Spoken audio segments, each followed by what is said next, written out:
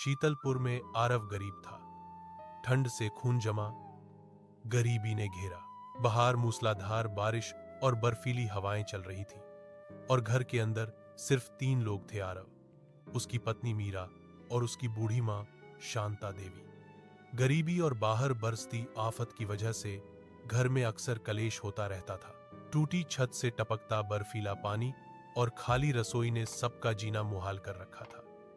एक दिन जब बाहर तूफान गरज रहा था, बूढ़ी मां कांपती हुई अपनी बहू से कहती है, बहू, पेट में चूहे कूद रहे हैं, ठंड से जान निकल रही है और कल से अन्न का एक दाना तक नहीं गया। कुछ गर्म खाने को हो तो दे दे, अब यह भूख और यह सर्दी सही नहीं जा रही। मीरा, जो खुद ठंड से सिकुड़ी बैठी थी, झल्लाहट में बोली, माँ जी, अगर हमारे पास कुछ होता तो मैं आपको भूखा क्यों रखती? मैं भी तो भूखी हूं। ठंड से मेरे भी हाथ पैर सुन्न हो गए हैं। आपके नालायक बेटे ने हमारी जिंदगी नर्क बना दी है। न जाने मैंने कौन से जन्म का पाप किया था जो मेरी शादी इस निकम्मे और आलसी आदमी से हुई। बाहर देखो कैसा प्रलय आया है और घर में एक सूखी लकड़ी तक नहीं है जलाने को। मां, ऐसा मत कहो, बूढ़ी मां बोली। आरव तुम्हारा पति है, पति होकर कौन सा सुख दिया है उसने मुझे? मीरा चिल्ला पड़ी। उसकी आवाज बादलों की गरज में दबने लगी। सिवाय भूख, गरीबी और इस टपकती छत के इसने मुझे और कुछ नहीं दिया। यह कहकर मीरा फूट फूट कर रोने लगी। पत्नी को रोता देख और मां को ठंड में ठिठुरते देख आरव सोचने लगा, अब और नहीं सहा जाता। यह बर्फीला तूफान और यह गरीबी हम सब की जान ले लेगी। मुझे कुछ करना ही होगा। एक काम करता हूं, रघुनाथ के पास जाकर कुछ मदद मांगता हूं। वह अमीर है, उसके पास पक्का मकान और आग है, वह मेरी मदद जरूर करेगा। इतना सोचकर आरव ने अपना फटा पुराना कंबल ओढ़ा और बाहर उस जानलेवा बारिश और बर्फबारी में अपने मित्र रघुनाथ के घर की तरफ चल पड़ा। कीचड़ और बर्फ में पैर धंसते जा रहे थे, लेकिन आरव चलता रहा। जब आरव कांपता हुआ रघुनाथ के विशाल और गर्म घर पहुंचता है, तो उसकी हालत देखकर रघुनाथ अलाव के पास बैठे बैठे पूछता है, क्या बात है आरव, इस प्रलय जैसी बारिश में तुम यहां क्यों आए हो? तुम्हारा चेहरा क्यों उतरा हुआ है? मैं क्या बताऊं रघुनाथ, आरव बोला। गरीबी और इस मौसम की मार ने कमर तोड़ दी है। घर में खाने को दाना नहीं है, छत टपक रही है, हर दिन घर में चिक चिक रहती है। गरीबी ने जैसे चैन, सुकून सब छीन लिया है। अगर तुम थोड़ी सी मदद कर दो तो शायद हम इस ठंड में मरने से बच जाएं। रघुनाथ का चेहरा सख्त हो गया। देखो आरव, मैं तुम्हारी कोई मदद नहीं कर सकता। मैं पहले ही कई बार तुम्हारी मदद कर चुका हूं। तुमने आज तक मेरा एक भी सिक्का वापस नहीं किया। ऐसा कब तक चलेगा? तुम कोई काम धंधा क्यों नहीं करते?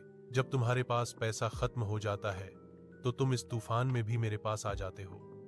दोस्ती का लिहाज मैंने बहुत रखा, लेकिन अब बस, मैं तुम्हें एक फूटी कौड़ी भी नहीं दूंगा। आरव की आंखों में आंसू आ गए। तो इसका मतलब तुम मेरी मदद नहीं करोगे? नहीं, बिल्कुल नहीं। मुझसे भीख मांगने से बेहतर है तुम मेहनत मशक्कत करो। अब जाओ यहां से, मेरे घर में गीले पैर मत करो। रघुनाथ की बात सुनकर आरव का सर झुक गया। बाहर बिजली कड़क रही थी और वह निराश होकर वापस ठंड और बारिश में अपने घर की तरफ चल दिया। आरव ने अपनी पत्नी मीरा से कहा, मीरा, जल्दी से कुछ गर्म खाने को ले आओ, या कम से कम गर्म पानी ही दे दो, जिसमें अब जान नहीं बची। मीरा ने गुस्से से आरव की तरफ देखा और बोली, आप घर में कुछ छोड़ गए थे क्या, जो निकाल कर खाने को दे दूं? तुम्हें भूख लगी है तो क्या मैंने दावत उड़ाई है? मैं भी तो भूखी प्यासी इस ठंड में बैठी हूं। मेरी तो किस्मत ही फूट गई जो मुझे तुम जैसा दरिद्र पति मिला। मीरा अपने पति को उल्टा सीधा सुनाने लगी। यह देखकर भूख और ठंड से व्याकुल आरव को गुस्सा आ गया। बाहर तूफान का शोर था और अंदर उसका दिमाग फट रहा था। वह गुस्से में बोला, धन औरत के भाग्य से मिलता है। जब से मैं तुझे ब्याह कर इस घर में लाया हूं, तेरे कदम पड़ते ही मेरे सारे काम काज ठप्प हो गए। न जाने वह कौन सा दिन आएगा जब तुझसे पीछा छूटे। यह सुनते ही मीरा आपे से बाहर हो गई और बादलों की गरज से भी तेज चिल्लाकर बोली, तुम खुद तो कोई कमाई धमाई करते नहीं और दोष मेरे सर पर डाल रहे हो। बस दूसरों पर इल्जाम लगाना तुम्हें खूब आता है, खुद के निकम्मे पन पर शर्म नहीं आती। इतना कहकर मीरा जोर जोर से रोने लगी। उसकी रुलाई बारिश की आवाज में घुलने लगी। मीरा को रोता देखकर आरव निर्दयता से बोला, रो, खूब रो, जितना रोना है रो। शायद तुम्हारे आंसुओं से घर की पानी की कमी पूरी हो जाए, लेकिन याद रखना, तुम्हारे इन आंसुओं का अब मुझ पर कोई असर नहीं होने वाला। बहू को रोता देख आरव की बूढ़ी मां शांता देवी कांपती हुई दौड़ कर आई और बोली, अरे तुम दोनों ने इस आफत के मौसम में यह क्या तमाशा लगा रखा है? क्यों इतना शोर मचा रखा है? झगड़ा करने से क्या ठंड कम हो जाएगी या पेट भर जाएगा? हाँ मां जी, मीरा बोली, झगड़ा मैं नहीं, आपका बेटा कर रहा है। खुद तो कुछ करता धरता नहीं और मुझे दोषी बताता है। मेरी जगह अगर कोई और औरत होती तो इस टूटे घर और बर्फीली हवाओं में एक दिन भी न टिकती। यह कहकर मीरा फिर जोर जोर से रोने लगी। मीरा की रोने की आवाज बारिश और तूफान को चीरती हुई बाहर गश्त लगा रहे राज के सैनिकों के कानों तक पहुंच गई। सैनिकों ने अपने भारी रेनकोट संभाले और आपस में कहा, इस घर में कोई औरत रो रही है, हमें अंदर जाकर देखना चाहिए, आखिर माजरा क्या है। दोनों सैनिक बिना इजाजत आरव के घर का दरवाजा धक्का देकर अंदर घुस आए। उनके भीगे जूतों से फर्श गंदा हो गया। वह कड़क कर बोला, क्या बात है, यह रोना धोना क्यों मचा रखा है? तुम्हारी रोने की आवाज बाहर तूफान में भी सुनाई दे रही है। सैनिकों को देखकर मीरा ने रोना थोड़ा कम कर दिया। बूढ़ी मां और आरव भी डर के मारे चुप रहे। एक सैनिक कड़क कर बोला, बोलते क्यों नहीं? क्या बात है जिस वजह से तुम्हारी पत्नी रो रही है? क्या तुमने इसे पीटा है? आरव ने कोई जवाब नहीं दिया। वह मन ही मन सोच रहा था, कितनी शर्म की बात है। घर की बात मीरा के रोने से घर की चौखट लांघ गई। अब नगर में मेरी क्या इज्जत रहेगी? इस औरत ने मेरी जिंदगी बर्बाद कर दी। आरव को चुप देखकर सैनिक ने अपनी तलवार पर हाथ रखा और कड़क आवाज में बोला, बताते क्यों नहीं? आखिर क्या बात है जिस वजह से यह स्त्री रो रही है? जरूर तुमने इसे पीटा है। दूसरा सैनिक बोला, शायद तुम जानते नहीं, हमारे महाराज देवेंद्र के राज में महिला का अपमान करने की क्या बड़ी सज्जा है। यह सुनकर आरव को गुस्सा आ गया। वह बोला, बात कुछ भी हो, यह हमारा घरेलू मामला है, तुम्हें इसमें दखल देने का कोई हक नहीं।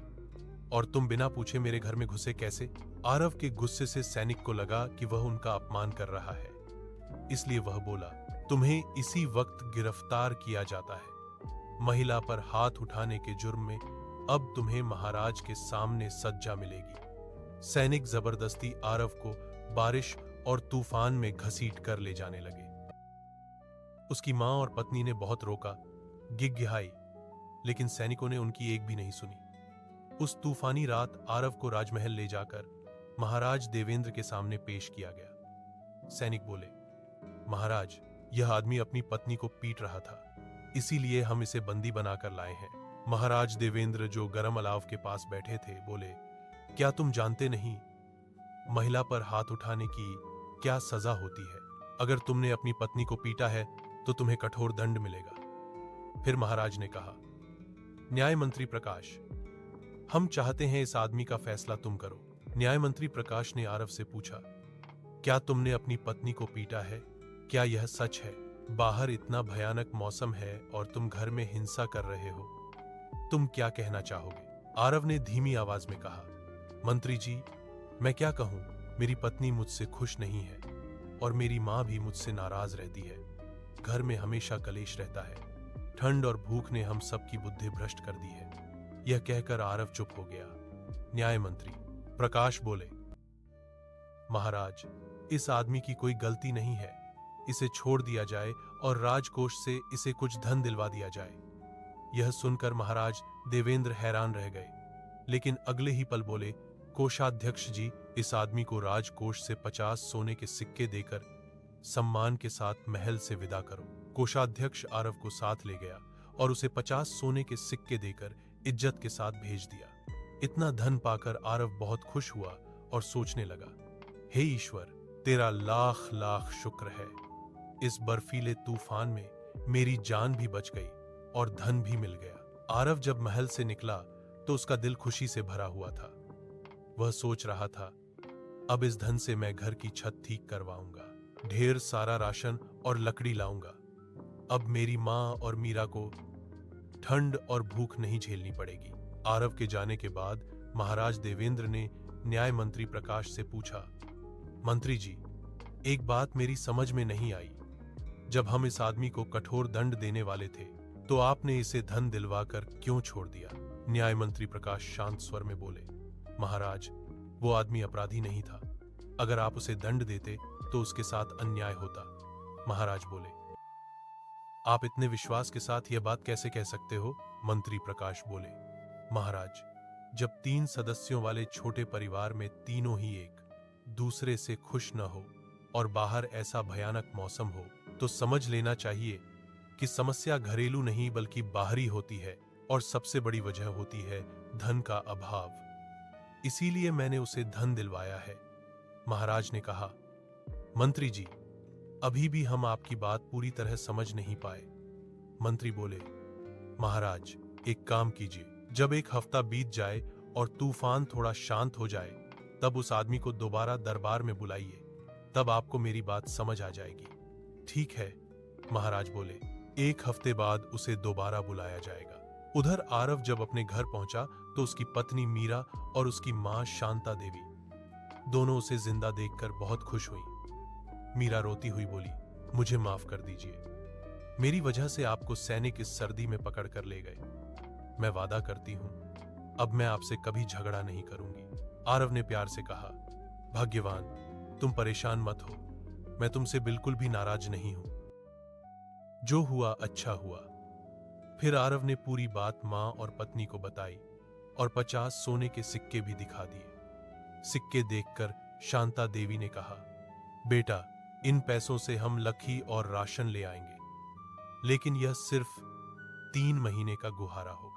जब ये खत्म हो जाएंगे तो फिर वही ठंड और झगड़ा शुरू हो जाएगा। इसलिए अच्छा होगा कि तू कोई काम ढूंढ ले। आरव बोला, आप चिंता मत करो मां, मैं कोई ना कोई काम जरूर ढूंढ लूंगा। इस तरह एक पूरा हफ्ता बीत गया। मौसम थोड़ा साफ हो गया था, लेकिन ठंड अभी भी थी। 1 हफ्ते बाद महाराज देवेंद्र ने सैनिकों को आदेश दिया कि आरव को फिर से दरबार में पेश किया जाए। आरव दोबारा दरबार में हाजिर हुआ। महाराज ने पूछा, आरव, अब तुम्हारे घर का क्या हाल है? झगड़ा बंद हुआ या नहीं? आरव ने हाथ जोड़कर कहा, महाराज, हमारे घर में धन और अभाव की लड़ाई थी। आपके यहां से मिले 50 सोने के सिक्कों से हमने घर की मरम्मत करवाई, गर्म कपड़े लिए और राशन जमा किया। अब हमारे घर में शांति है, किसी को किसी से कोई शिकायत नहीं। आरव की बात सुनकर महाराज ने न्याय मंत्री प्रकाश से कहा, मंत्री जी, आप बिल्कुल सही थे। इसके घर का झगड़ा धन की कमी की वजह से था। हम आपके न्याय का लोहा मानते हैं। न्याय मंत्री प्रकाश ने आरव को समझाते हुए कहा, आरव, तुम्हारे घर की शांति तब तक रहेगी जब तक तुम्हारे पास ये 50 सोने के सिक्के हैं। जैसे ही ये सिक्के खत्म होंगे, वही ठंडी हवाएं फिर तुम्हारे घर में झगड़ा ले आएंगी। आरव ने कहा, आप बिल्कुल ठीक कहते हैं मंत्री जी। मंत्री बोले, तुम ऐसा काम ढूंढो जिससे तुम्हारे घर में धन की कमी हमेशा के लिए दूर हो जाए। मैं काम की तलाश जारी रखूंगा। आरव बोला। इसके बाद आरव खुशी दरबार से निकलकर अपने घर की तरफ चल पड़ा। रास्ते में उसने देखा कि एक जगह भीड़ जमा है। लोग आग के चारों ओर घेरा बनाकर खड़े थे। आरव भी भीड़ के अंदर चला गया और एक आदमी से पूछता है, भाई, इस करारी ठंड में यहां इतनी भीड़ क्यों जमा है? वह आदमी बोला, तुम्हें दिखता नहीं? वह एक आदमी अपनी बकरी बेच रहा है। बकरी बेचने वाला जोर जोर से चिल्ला रहा था, जो कोई मेरी इस वफादार बकरी को 10 सोने के सिक्कों में खरीद लेगा, उसे कभी धन की कमी नहीं होगी। यह बकरी बहुत भाग्यवान है, जिस घर में जाती है उस घर को धन से भर देती है। आरव ने पूछा, जब यह बकरी इतनी भाग्यवान है तो तुम खुद इसे अपने पास क्यों नहीं रख लेते? बकरी वाला बोला, तुम्हारी बात बिल्कुल सही है, लेकिन मेरे पास पहले ही बहुत धन है, अब मुझे और धन की जरूरत नहीं। यह सुनकर आरव सोचने लगा, अगर मैं यह भाग्यवान बकरी खरीद लूं तो मेरा घर धन से भर जाएगा, मुझे काम भी नहीं करना पड़ेगा। आरव बकरी वाले से बोला, मैं इस बकरी को 10 सोने के सिक्कों में खरीदने को तैयार हूं। बकरी वाले ने कहा, ठीक है, आज से यह भाग्यवान बकरी तुम्हारी हुई। आरव ने 10 सोने के सिक्के दिए और बकरी को बर्फीले रास्ते से अपने घर ले आया। घर पहुंचकर वह खुशी से बोला, मीरा, देखो मैं क्या लाया हूं। मीरा शाल लपेटकर बाहर आई। बकरी को देखकर बोली, यह बकरी आप कहां से ले आए?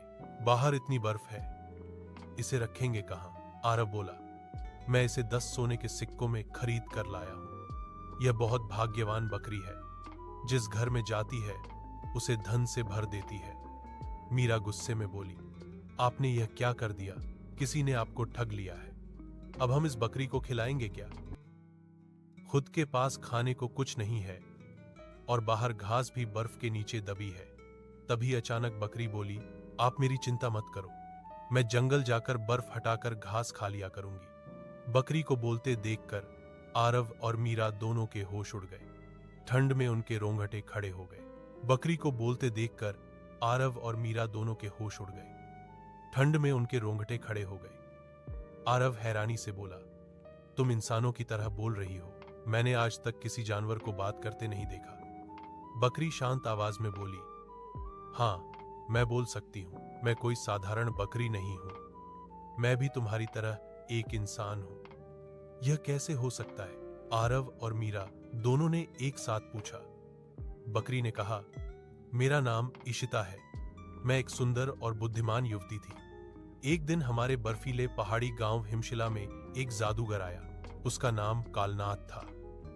उस जादूगर ने अपनी शक्तियों से तूफानों को रोक दिया, इसलिए सब लोग उस पर आंख बंद करके भरोसा करने लगे। एक दिन उस जादूगर की नजर मुझ पर पड़ गई। उसने मुझसे विवाह करने को कहा, लेकिन मैंने साफ इनकार कर दिया। मेरे इनकार से वो आग बबूला हो गया और अपने काले जादू और बर्फीली शक्तियों से मुझे बकरी में बदल दिया। उसका कहना था, अगर तू मेरी नहीं हो सकती तो किसी और की भी नहीं होगी। अब तू हमेशा के लिए एक जानवर बनकर इस बर्फीले जंगल में भटकती रहेगी। बकरी की आंखों से आंसू बहने लगे। मीरा का दिल भर आया। मीरा ने कहा, यह तो तुम्हारे साथ बहुत अन्याय हुआ, क्या तुम फिर कभी इंसान नहीं बन पाओगी? बकरी बोली, मेरे इंसानी रूप में आने का सिर्फ एक ही तरीका है, अगर जादूगर कालनाथ की हिम छड़ी तोड़ दी जाए। वही छड़ी उसकी सारी ताकत और इस तूफान का स्रोत है। जब वह छड़ी टूट जाएगी तब सारा जादू खत्म हो जाएगा और मैं अपने असली रूप में लौट आऊंगी। लेकिन उस छड़ी को तोड़ना बहुत मुश्किल है। मीरा ने बकरी का हाथ सहलाकर कहा, तुम चिंता मत करो, मैं वादा करती हूं, अगर ईश्वर ने चाहा तो तुम जरूर अपने इंसानी रूप में आओगी। फिर मीरा अपने पति से बोली, आरव, मैंने जिंदगी में आज तक तुमसे कुछ नहीं मांगा, लेकिन आज इस लड़की की कहानी सुनकर मेरा दिल टूट गया है। तुम्हें कैसे भी करके इसे जादूगर के जादू से मुक्त करवाना होगा। आरव घबराकर बोला, मीरा, बाहर देखो कैसा प्रलय है, मैं उस खतरनाक जादूगर का सामना कैसे कर सकता हूं? अगर उसने मुझे बर्फ की मूर्ति बना दिया तो? मीरा ने कहा, तुम मेरी चिंता मत करो, बस तुम कैसे भी करके उस जादूगर की छड़ी तोड़ दो। आरव ने बहुत मना किया, लेकिन मीरा अपनी जिद पर अड़ गई। आखिरकार आरव ने फैसला कर लिया कि वह इस बर्फीले नरक में जाकर बकरी को मुक्ति दिलाएगा। अगली सुबह आरव जादूगर की तलाश में घने जंगलों और बर्फीले पहाड़ों की तरफ निकल पड़ा। जादूगर को ढूंढते ढूंढते 3 दिन बीत गए। ठंड से उसका जिस्म नीला पड़ने लगा। एक दिन उसे बर्फ से ढकी एक गुफा दिखी। गुफा के बाहर एक तपस्वी से अग्निवेश धूनी रमाए बैठे थे। आरव ने पास जाकर प्रणाम किया। बाबा, मैं आरव हूं, मैं एक जादूगर की तलाश में हूं। आरव ने शे को पूरी कहानी सुना दी। शे अग्निवेश बोले, बेटा, जादूगर कालनाथ बहुत ही खतरनाक है, वह हवाओं को जमा सकता है, तुम्हारी भलाई इसी में है कि तुम वापस लौट जाओ। आरव ने कहा, बाबा, मैं जानता हूं यह रास्ता आसान नहीं है, लेकिन मैं अपनी पत्नी को वचन देकर आया हूं। इस काम में मेरी जान भी चली जाए तो कोई बात नहीं। शि ने कहा, बेटा तुम बहुत साहसी हो। यह लो, मेरे पास अग्नि अंगूठी है, इसे अपने पास रखो। यह तुम्हें ठंड से बचाएगी और हर मुश्किल में मदद करेगी। शि से अंगूठी लेकर आरव आगे बढ़ गया। अंगूठी से सुखद गर्मी निकल रही थी। कुछ दूर जाकर आरव ने कहा, हे अग्नि अंगूठी, मुझे जादूगर कालनाथ के बर्फीले महल तक पहुंचा दे। आंख झपकते ही अंगूठी ने आरव को जादूगर के बर्फ से बने महल में पहुंचा दिया। आंख झपकते ही अग्नि अंगूठी ने आरव को कालनाथ के बर्फ से बने विशाल महल के अंदर पहुंचा दिया। पूरा महल बर्फ का बना हुआ था और नीली रोशनी से चमक रहा था। हर तरफ ठंड का ऐसा एहसास था कि सांस भी जमसी रही थी।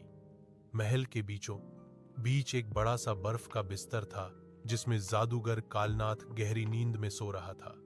उसके चेहरे पर घमंड और कठोरता साफ झलक रही थी, लेकिन आरव ने देखा कि उसके पास वो हिम छड़ी नहीं थी।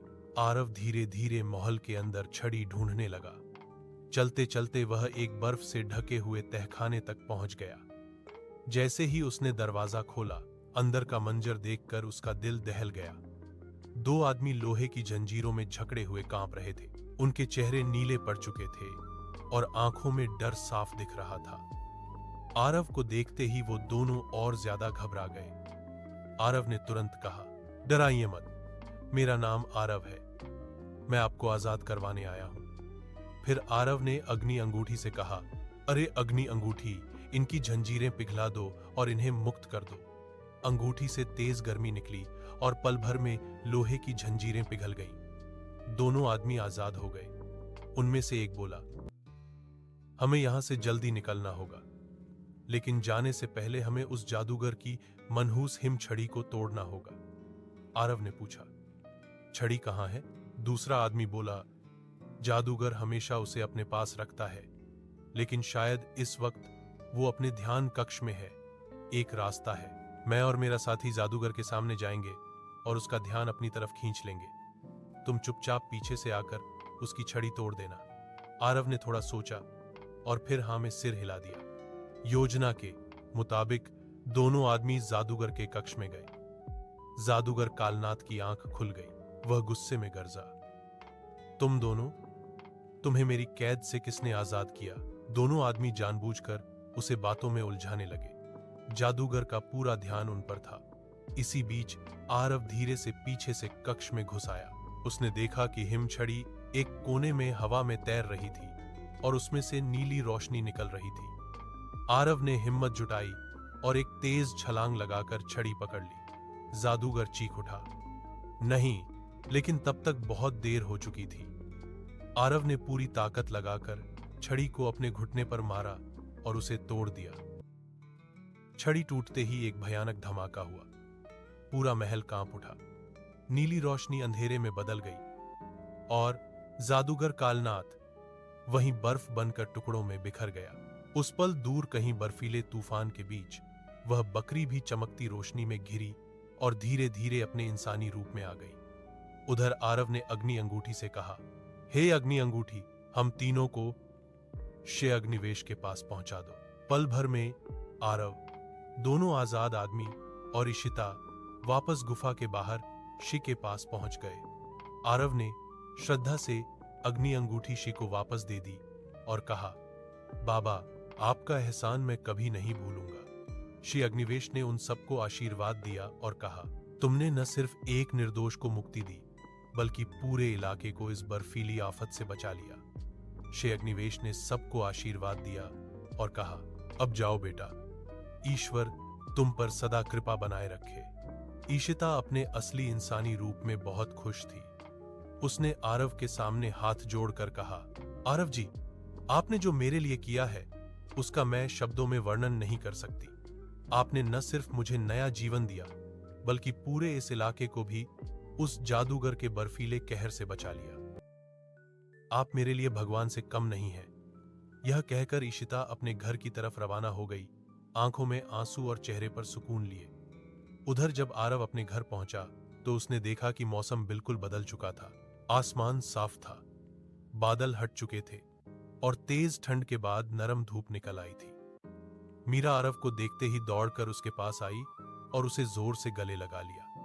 मुझे पता था तुम वापस आओगे, मीरा बोली, और सब ठीक हो जाएगा। शांता देवी की आंखों में भी खुशी के आंसू थे। बेटा, उन्होंने कहा, तुमने अपनी हिम्मत और सच्चाई से सब कुछ बदल दिया। उस दिन के बाद आरव ने मेहनत करने का फैसला कर लिया। उसने छोटे से काम से शुरुआत की और धीरे धीरे अपनी जिंदगी संभाल ली। मीरा भी हर कदम पर उसका साथ देने लगी। अब उनके घर में न भूख का डर था, न ठंड का और न ही रोज का झगड़ा। घर में सुकून और प्यार की गर्मी थी। शीतलपुर के लोग अक्सर कहते थे, जहां मेहनत और साथ हो वहां सबसे बड़ी सर्दी भी हार जाती है। और इस तरह आरव, मीरा और शांता देवी साफ और सुहाने मौसम में मिल जुलकर खुशी से जीने लगे। कहानी यहीं समाप्त होती है।